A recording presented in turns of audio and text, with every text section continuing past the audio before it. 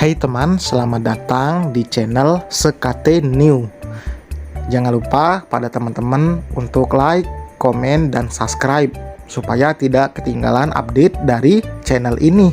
Mimin ucapkan terima kasih. Selamat menyaksikan. Terpaksa menikahi Pak Ustadz, season 3, bab 87. Setelah hari itu, Bai benar-benar serius dengan ucapannya. Ia tidak pernah sekalipun membicarakan soal keinginannya untuk memiliki adik. Saat Hana akan menjelaskan, Bai malah menolak dan menangis tidak ingin mendengarkan. Mengingat sebelum sang ibu yang menangis karena mendengar pertanyaan darinya. Hana dan Matiin sepakat untuk tidak lagi membicarakan itu pada Bai untuk sementara waktu. Tapi saat waktu yang tepat tiba, jelas mereka akan menceritakan semuanya pada Bai soal kondisi Hana. Ayo bu, nanti keburu berangkat pesawatnya. Bai terlihat tidak sabar. Iya, sebentar. Mami Safa juga masih di rumah Ami kok, jawab Hana. Bai nggak mau ketinggalan, ujarnya. Hari ini Safa dan Aska akan berangkat ke Amerika. Meski berat, mereka harus tetap pergi. Mungkin mereka akan kembali menetap di tanah air setelah nanti kondisi perusahaan Aska stabil dan ada yang mengambil alih. Baru Aska akan kembali mengambil alih perusahaan miliknya di tanah air. Perusahaan di Amerika memang baru dibangun oleh Aska 1 tahun sebelum ia dan Safa menikah. Jadi Safa juga tentu berperan untuk kesuksesan Aska. Ia selalu menjadi support system untuk sang suami. Saat kondisi perusahaan di atas angin atau saat turun, Safa selalu ada di samping suaminya. Hari ini Matiin bahkan tidak bekerja. Hana pun sama. Mereka akan mengantarkan keluarga Safa ke bandara. Coba cari ayah dulu. Ayah di belakang atau udah nunggu di depan? Iya bu. Bai berlari keluar dari kamar orang tuanya untuk mencari keberadaan sang ayah. Mereka tidak bisa berlama-lama karena takut macet. Apalagi mereka berangkat pagi hari seperti ini. Waktu di mana para pekerja berangkat. Sampai di rumah orang tuanya ternyata semuanya sudah siap dan tinggal berangkat. Sevim dan Bai bahkan tidak mau sekolah karena ingin mengantarkan ke bandara. Bai saja yang paling rajin sekolah merengek pada sang ibu agar bisa bolos 1 hari saja. Mertua Safa juga ikut ke Amerika untuk menemani dan 2 babysitter yang sengaja dibuat untuk membantu menjaga anak-anak Safa. Pulang dari bandara, Matiin dan Hana pergi belanja bulanan untuk kebutuhan rumah. Sedangkan Bai ikut pulang bersama kakek dan neneknya. Ia mengatakan ingin main di rumah bersama Sevim. Sevim sudah menunjukkan ayam warna-warni miliknya pada Bai. Tanggapan anak itu malah biasa saja. Karena sebelumnya ia sudah pernah melihat itu, sedangkan Sevim baru pertama kalinya. Abah, kapan pergi ke kolam ikan Uyut? Tanya Bai. Ia sudah lama tidak bermain di kolam ikan milik kakek buyutnya. Bai mau main di sana? Bai mengangguk menjawab pertanyaan Syafiq. Ya udah, tanya dulu ibu sama ayah. Boleh nggak Bai main di sana? Syafiq memberikan ponselnya agar Bai bisa menelpon Hana yang sepertinya masih berbelanja. Meski Syafiq adalah kakeknya, tapi tetap saja ia harus izin pada orang tua Bai saat ingin membawa anak itu keluar. Setelah mendapatkan izin dari Hana, baru Syafiq akan membawa Bai ke sana. Ajakin Ami, tanyain mau ikut nggak? Kak Sevim juga bah? Iya. Bang Akil gimana? Syafiq tersenyum sambil menggelengkan kepala. Iya, tanya aja semua orang. Akil datang dari dapur membawa banana milkshake buatan sang ibu yang tadi pagi tidak sempat diminum karena Akil buru-buru berangkat. Bayi ngajak kemana, Bi? Ke rumah kakek. Katanya Bayi mau main di kolam. Sekalian Abi juga mau mancing. Lama nggak mancing, jawabnya. Bikin ikan bakar enak kayaknya, Bi. Saran Akil memang tidak salah. Sudah lama memang di rumah tidak memasak ikan bakar. Syafiq melihat bumbu dan bahan masakan yang kurang dan akan meminta Hana untuk sekalian membelikannya. Setelah perjalanan yang cukup melelahkan, akhirnya mereka sampai juga di rumah. Anak-anak tidur selama perjalanan dari bandara menuju rumah. Berbeda dengan Bian yang malah matanya terlihat tidak mengantuk. Mas, mau kamu duluan mandi? Tanya Safa. Kamu aja duluan. Ya udah, aku titip Bian ya. Aska mengangguk. Ia mengendong anak bungsunya itu lalu keluar dari kamar. Setelah Safa masuk ke kamar mandi. Mbak titip Bian sebentar ya. Aska malah menitipkan Bian pada salah satu babysitter. Lelaki itu memang memiliki banyak akal bulus untuk mengerjai istrinya. Iya pak, sebentar aja saya mau mandi dulu. Aska kembali masuk ke dalam kamar, mengunci dari dalam dan mengikuti jejak sang istri untuk mandi. Mas, Safa sampai menjerit kaget karena tiba-tiba Aska sudah ada di kamar mandi. Safa memang terburu-buru sampai tidak mengunci pintu kamar mandi. Apa sayang? Kenapa masuk ke sini? Bian mana? Tanya Safa. Ia masih menggunakan baju lengkap. Hanya saja kerudungnya sudah ditanggalkan. Ada sama Mbak Eni, Mas titipin. Jawabnya sambil tersenyum lebar. Safa meninju gemas lengan Aska. Aku titip ke kamu, malah kamu titip ke orang lain. Dasar. Ya udah, kalau mau mandi duluan, biar aku jagain Bian. Kasihan mbaknya juga butuh istirahat. Apalagi pertama kalinya nyoba perjalanan jauh pakai pesawat.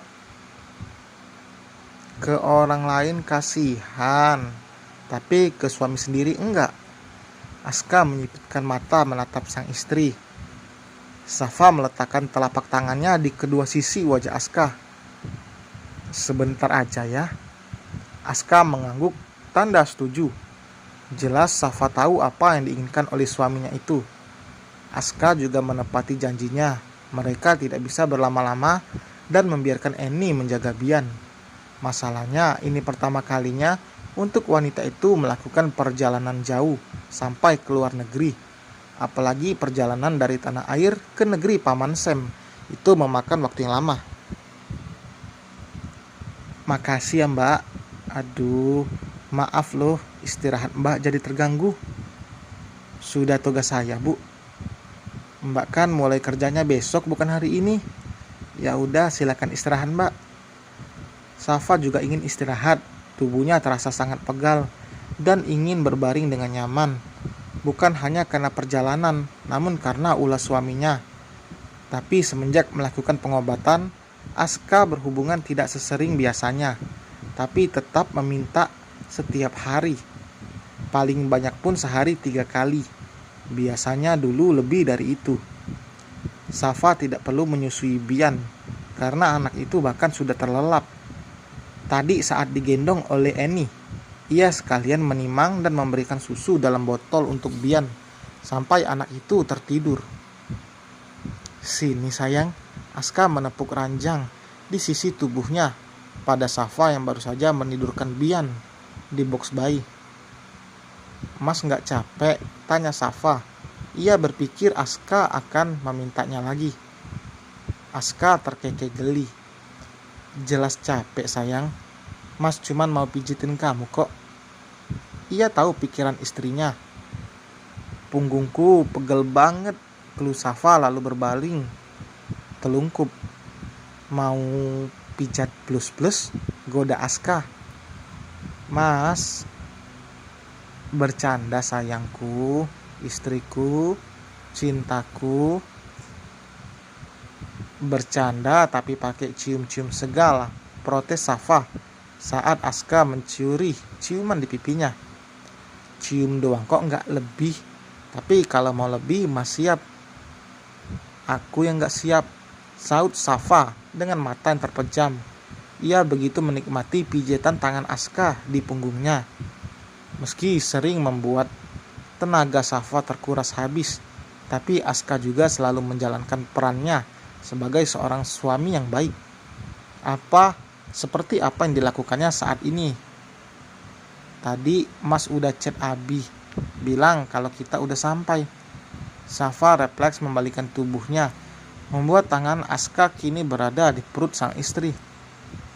Ya Allah, aku lupa. Iya nggak apa-apa, udah Mas bilang kok. Abi juga pasti ngerti kita baru sampai. Capek. Ayo balik badan lagi. Apa mau perut yang dipijit? Safa mencebik lalu membalikkan tubuhnya. Nanti gantian Mas yang aku pijit, gumam Safa. Nggak usah sayang, Aska menolak. Sentuhan Safa bukan membuatnya rileks, malah menimbulkan sensasi yang lain. Aska tidak ingin mengambil resiko karena tahu istrinya sangat lelah setelah perjalanan panjang yang mereka tempuh. Besok Mas langsung ngantor. Iya, pekerjaan numpuk banget. Mas bisa tenang kalau kamu di sini banyak yang nemenin.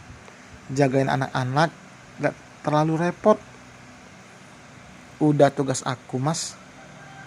Mas akan nepati janji. Kamu boleh kerja lagi di rumah sakit setelah Bian MPASI. Makasih, Mas. Kamu pengertian banget. Udah tugas, Mas sayang.